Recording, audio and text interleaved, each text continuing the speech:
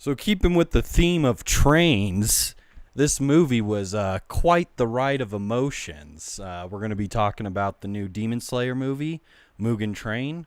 Let's get into it. So, I'm finally able to sit down and record a video on my first initial reactions and thoughts and sort of review of the new Demon Slayer movie, Mugen Train, or Infinity Train. I saw it about a couple hours ago. So a little preface before the actual review of the movie. I've actually read the entire Demon Slayer manga after the first season ended.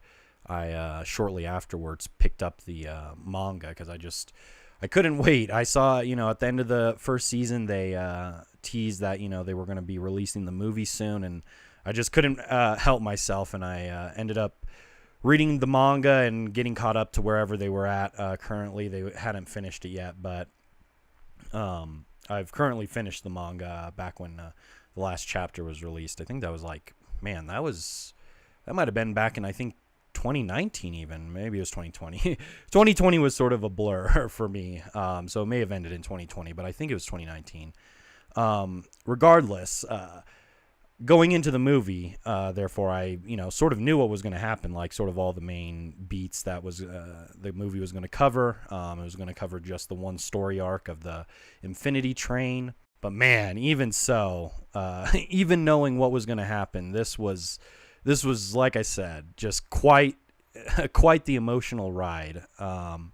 And oh man, it was probably my favorite movie of the year so far, at least. So I was going to split up this review in two parts. The first part's going to be a non-spoiler if you haven't seen the movie, and then later on in the video I'll have a spoiler section. You can check down in the description. I'll leave timestamps for the different sections so you can jump around to where you want to view. I guess we could just start with some just a general overview of the movie, and then just general opinions before we get into the nitty gritty of it. So the movie basically picks up right where the first season of the anime left off. Tanjiro, Inosuke, and Zenitsu all get onto the Infinity Train, where they soon meet up with Rengoku, the Flame Hashira, and craziness then ensues with the lower one demon showing up, and then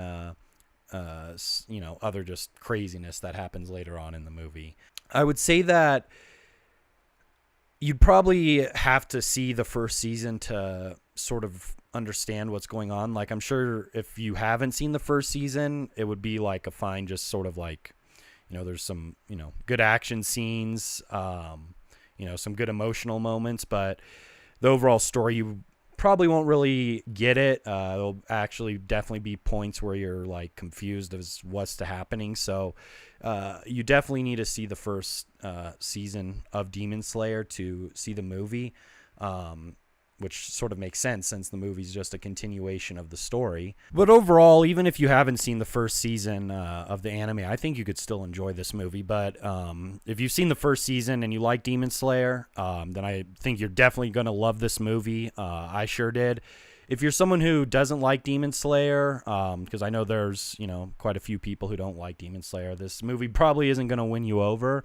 But if you like the first season, this movie's going to give you exactly what you want. Awesome fight scenes, some funny moments, good, emotional moments, quite a few emotional moments. Yeah, just the amazing, soundtrack and animation, just everything that Studio Ufotable brings to the table. But overall, this is just a great movie, great continuation of the story, sets up, for the next season really well. So I guess I'll get into the spoiler section now, because I don't think I can really talk about the rest of the, pros and cons of the movie without getting into spoilers or, talking about the actual story.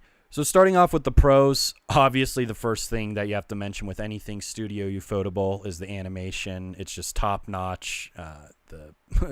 Going from season 1 to this, it is basically, in terms of, the regular drawings, it still looks, the same quality, which just goes to show sort of like, how top tier the anime was, just in terms of the quality, because the actual 2D, drawings of the characters and whatnot still seem to stay the same. The only difference is the fight scenes and whatnot just get turned up to an 11, and you get way more throughout the whole movie. And the entire third act is basically just one long, prolonged fight scene. My God, that final fight scene between Rengoku and Akaza, the upper third moon demon, that whole fight was just amazing, and it's probably the best anime fight I've seen in a long time.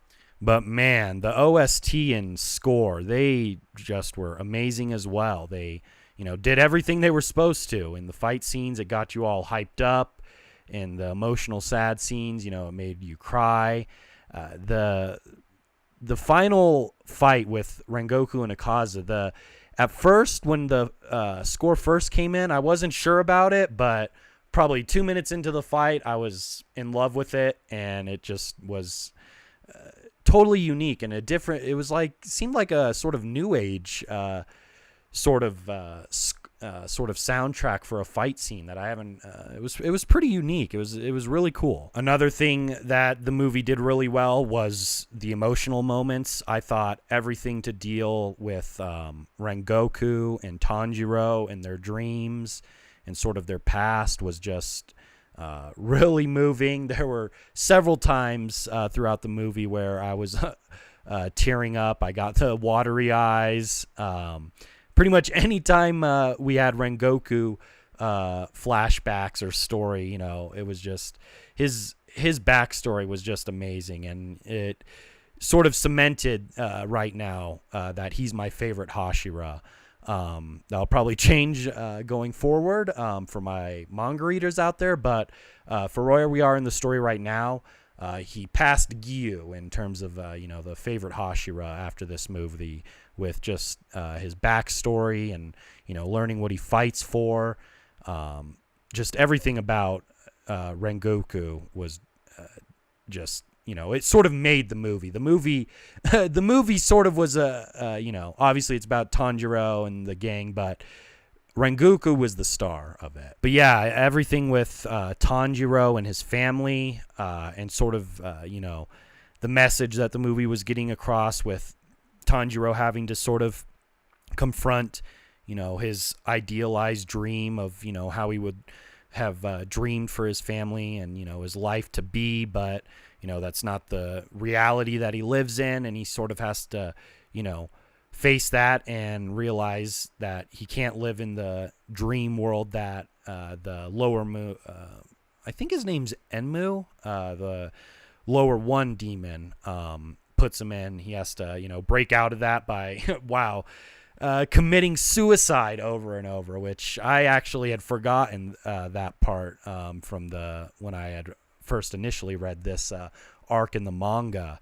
So seeing that again was pretty crazy, and him having to kill himself over and over in his fight scenes with Enmu.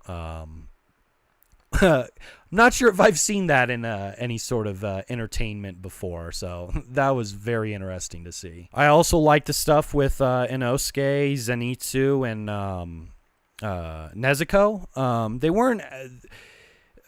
those three actually, I guess this... I don't know if it's a con, but they weren't in it as much as Tanjiro and Rengoku were. When they were in it, their parts were fine. I liked them. But it would have been nice to have seen a little bit more of them. But I mean, for what they did, it was good. Inosuke was in it the most out of the three of them, and then probably Zenitsu had the least involvement in the movie, which I know some people are probably happy about. I know a lot of people get annoyed with him easy. I can see where it comes from. I can his yelling and stuff can get on my nerves too. But I think this movie did a pretty good job at balancing it out. So he wasn't too bad either. I guess going in, we can move into the cons. I didn't have many. I just had a couple. I didn't think the humor all the time worked for me. I thought some of it worked, but then there were other parts where I don't know if it was because it was just, placed in the middle of a serious scene, or if just the humor itself, I just didn't find the joke particularly funny. I think it's more the latter, because there have been other times, I think even in this movie, where there were jokes, that were in between serious scenes, and I thought they were fine. But I thought the humor was probably like 50-50 for me in terms of hit or miss. So I'd say that was probably a con for the movie. Another con that I had about the movie was that in the third act, when Akaza shows up, he just, sort of shows up. Tanjiro and Inosuke just got finished defeating Enmu, and Rengoku's taking care of Tanjiro, and then all of a sudden Akaza just comes out of nowhere. I'm pretty sure that at the end of, or at the start of season 2, I'm hoping we'll get an explanation as to why he showed up. But yeah, he just sort of pops up out of nowhere. But I mean, after he shows up, everything afterwards is just amazing and just straight fire. So I'm not complaining about that. It just, when you're watching it, it's just like, oh, okay, I guess he's here, and we got to deal with it. And I guess the last thing, I don't necessarily think this is a con. It's just something that I'm still not quite sure how I feel about it yet. Maybe some of you guys can comment down below what your takes are on this. But after the Rengoku uses his final attack, the 9th form, and Akaza stabs his arm through Rengoku's stomach, I'm not sure how I feel about Rengoku. I'm assuming it's basically, I think it's implied that he basically just tenses up his whole body and all the muscles in his sort of center and his stomach and abdomen to sort of hold Akaza's arm in there, and he can't pull it out because he grabs his other arm with the arm that isn't holding his sword when Akaza attacks him. And I don't know, it's like, I guess I can believe it. I don't know if it's as believable as, him actually grabbing onto his arm and holding him there. I know I think it's a clip from One Piece. I'll put it in here, but I think I've seen a clip of, there was a fight with Zoro where he gets stabbed and in the shoulder blade, and he sort of tenses his shoulder blade up and keeps the sword stuck in his shoulder to keep the person like Akaza trapped near him. So I guess it's not, there's been other medium that have done it. So I guess it's not a big deal. I just don't, maybe if some people could give me some explanations in the comments on what your thoughts on it, maybe I'll get over it. But like I said, it's not that big of a deal because I think it's, I think it's believable. But that's about everything I had for the movie. Overall, I just really loved it. It was, a perfect continuation of the story. Sets up season 2 really nicely. Overall, I think I'd probably give this movie... my first thoughts when I first came out of the theater, I'd say a 9 out of 10, maybe an 8 out of 10, but I'm leaning more towards a 9 out of 10. But yeah, overall, just a really amazing movie. If you haven't seen it, go out and see it in the theaters. Being able to experience sort of having all the different speakers around you with the score and the sound design, and being able to see it on just a giant ass screen. It's just a once in a lifetime experience, and it's definitely. I'll probably go back. I saw it in the sub this time. Maybe I'll try to go back, see it in the dub, see what that's like. But overall, definitely recommend the movie.